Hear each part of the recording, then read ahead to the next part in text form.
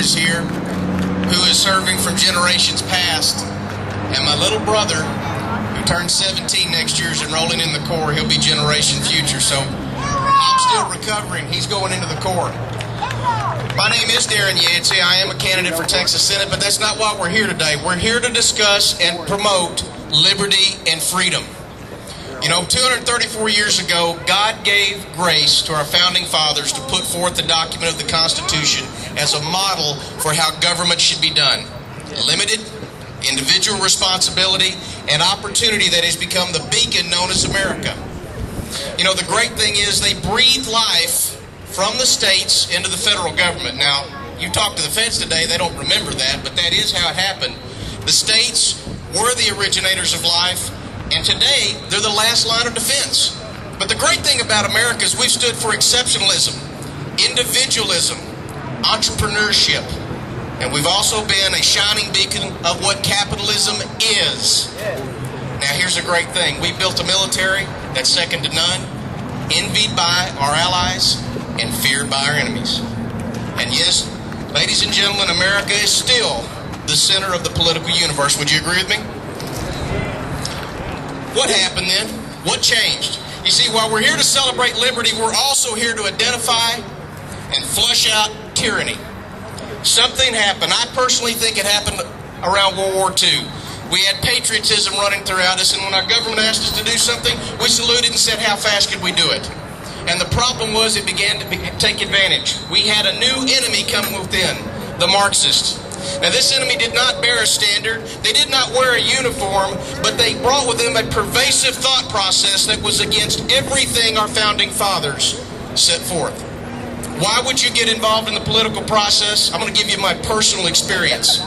You see, I'm involved in politics for one simple reason, my family. My wife of 19 years, my 4 children, the home we built, the business we built. I have nothing to lose but time and money by getting involved. Time is precious, money is a commodity.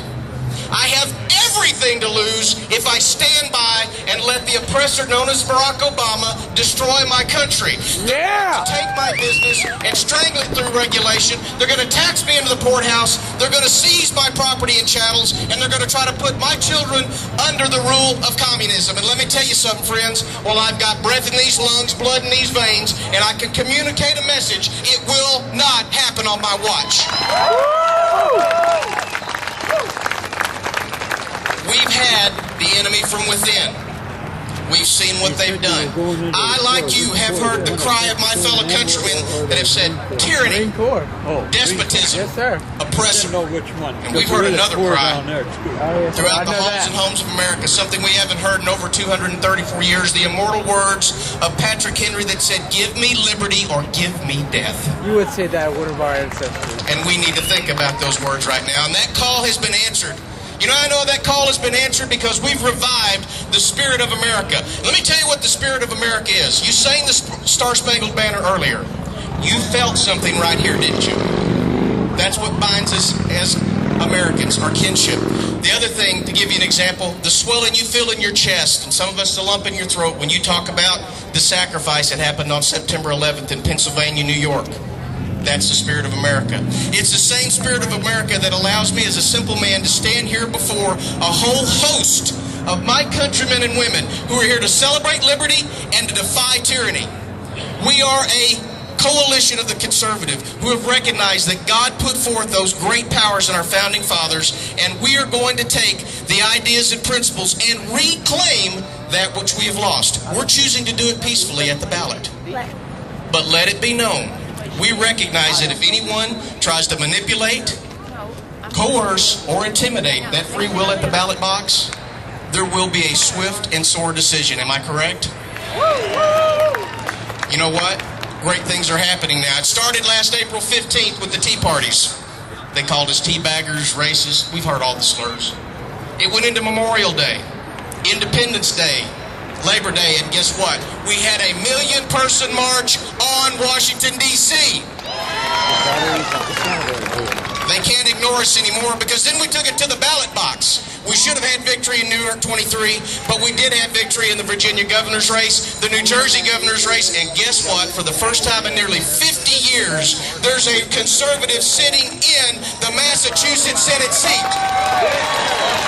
Would you like to know where it's coming to next? It's coming to Texas, my friends. My seat, Senate 22, Congressional 17. The right hand of Nancy Pelosi will go down this fall. You know what? By the way, I was asked to say this. The Waco Tea Party is not here because they're right out right now helping political groups put more conservatives in office. I want to mention something. Our enemies, and I use the word enemies very, very loosely, they're scared right now. They're shaking in their boots because the ground beneath them is shifting. They know that their days are numbered where they can no longer trash America, our values, our exceptionalism. They know that their time is counting. Now, I personally view Marxists as trash. What do we have to do with trash? That's right, we take it out so often, don't we? Now, would y'all like to take a guess at when the next political trash day is in America? Yeah. November 2010, we're taking out the trash. You know, they're going to look back on this 10 years from now, 20 years from now, they're going to say this was the beginning of the conservative reclamation. This is when we went back and we reclaimed that which we have lost. And I think it's an important point in history. I'm going to leave you with a couple of things here. First off, remember the words of John Adams. He said, those who exchange liberty for security have neither. Those are important words to remember. Well, I've been told John Adams. We'll say Ben Franklin as well. Now, I also want you to remember this. We are a nation of Christian Judeo principles. It is our heritage. Don't apologize for it. Don't set it aside. That doesn't mean we're religiously intolerant. We openly accept other religions. Heck, we even help promote them. But don't ask me to set aside my heritage to promote another religion. God has blessed you, and I'll tell you why I know that. You are standing and sitting on the soil of the greatest state in the greatest nation under God's green earth. Don't ever let anybody tell you differently.